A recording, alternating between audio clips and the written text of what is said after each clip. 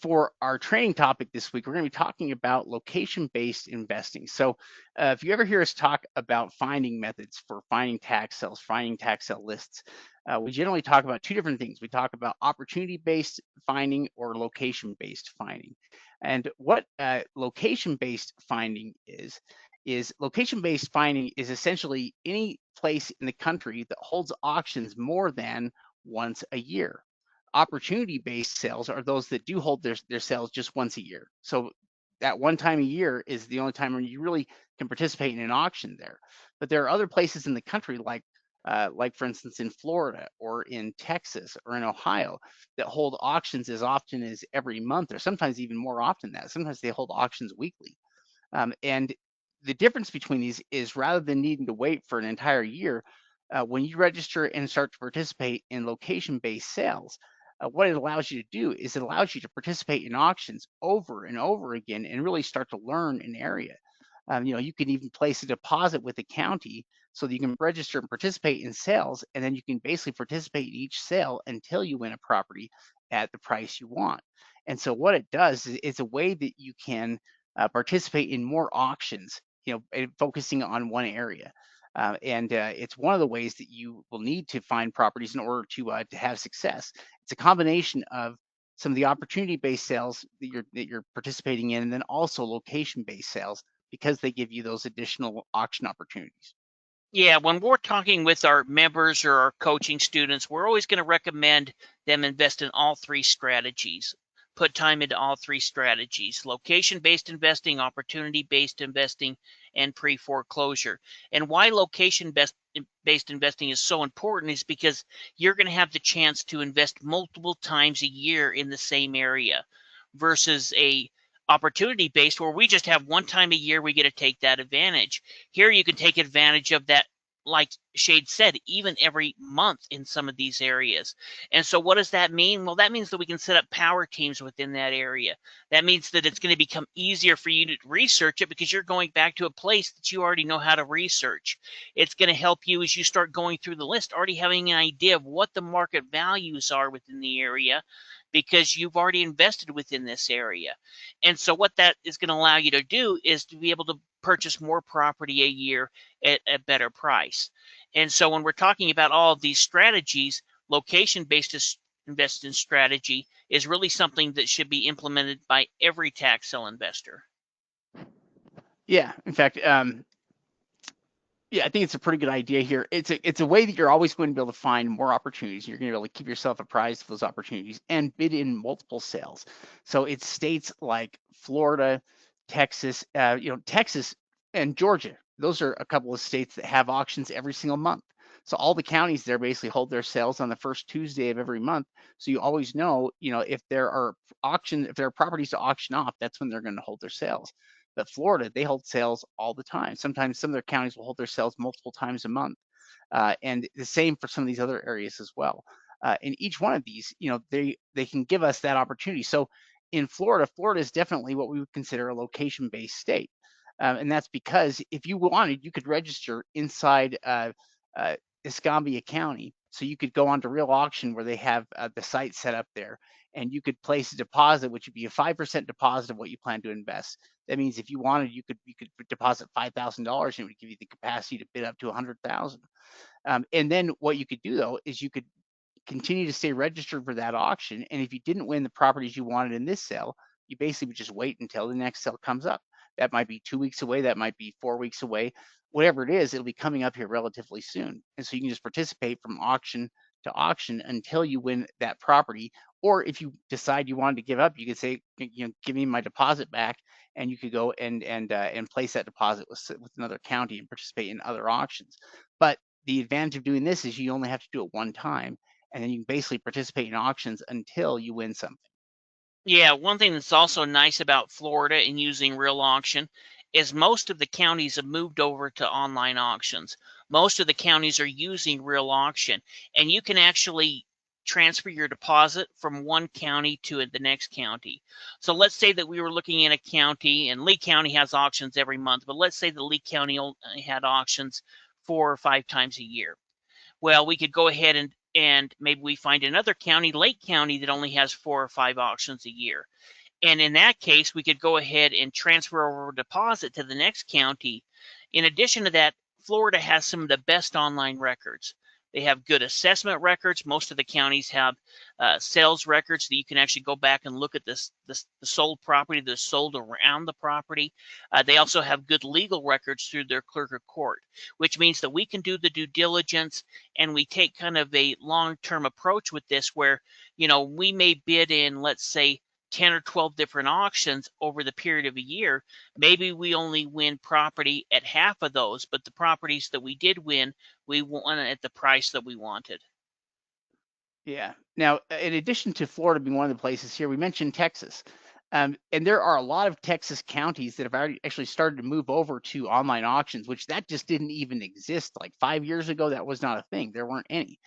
So it's been a big deal for the last, for 40 or so counties to switch over to online auctions in the last 2 years.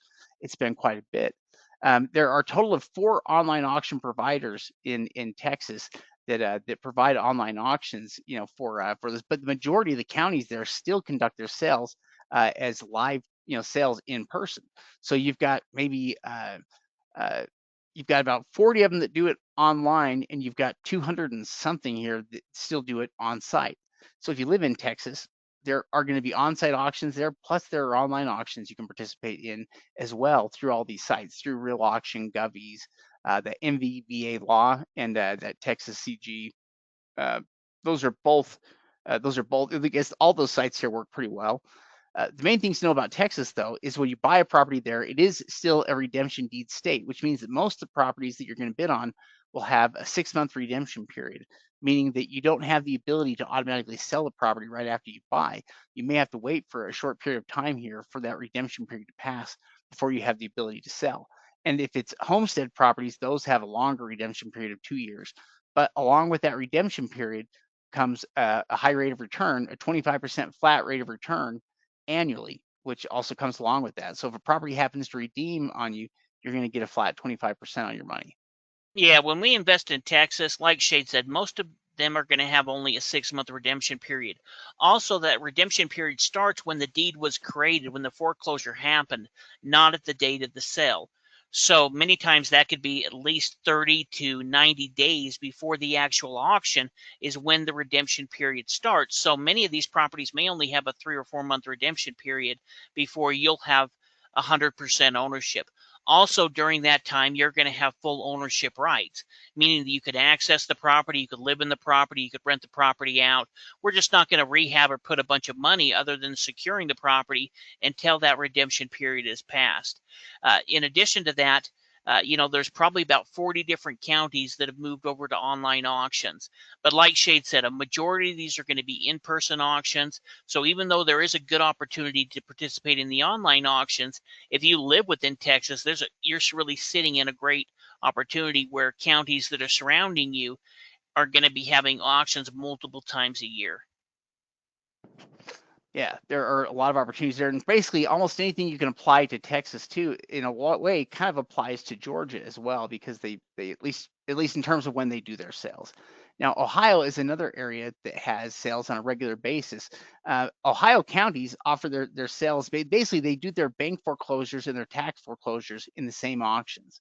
So, and bank foreclosures are far more common than tax foreclosures. So you generally see a lot more bank foreclosures than you will of any kind of tax foreclosure properties. But most of their online auctions are held by Real Auctions. So their auctions, were very familiar with the format, layout, and how the auctions are conducted, which makes them fairly easy to participate in for us.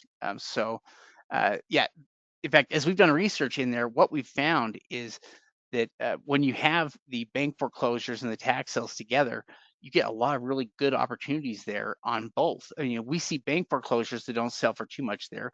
We also see a lot of opportunities for tax sales that sell with, for fairly low prices in Ohio as well. So we think that it creates opportunities for both. Yeah, now when we're talking about Ohio, probably half of the counties are still doing on-site auctions. So if you live within that area, it can definitely be worth it to go out to some of these on-site sales. Now, one thing that's interesting is on Ohio Real Auction, it can be a little bit confusing. And the reason is because some of the counties will go ahead, like Shade said, and just include the tax sale properties and the mortgage foreclosure properties in the exact same auction. And so as you're looking through it, in the mortgage foreclosures, they start all of the opening bid for the first mortgage or bank sale auction at 2/3 of the assessed value. So when you're looking at the tax sale properties, they may have all of kind of the opening bid be the same price, or they'll have the opening bid be empty.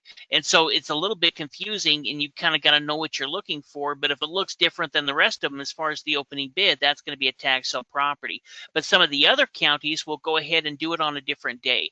So if they have quite a few tax sale properties, then they'll go ahead and do the tax sales on a Tuesday and the mortgage foreclosures on a Thursday, let's say. But there is great opportunity. There's not a lot of competition in a lot of these counties.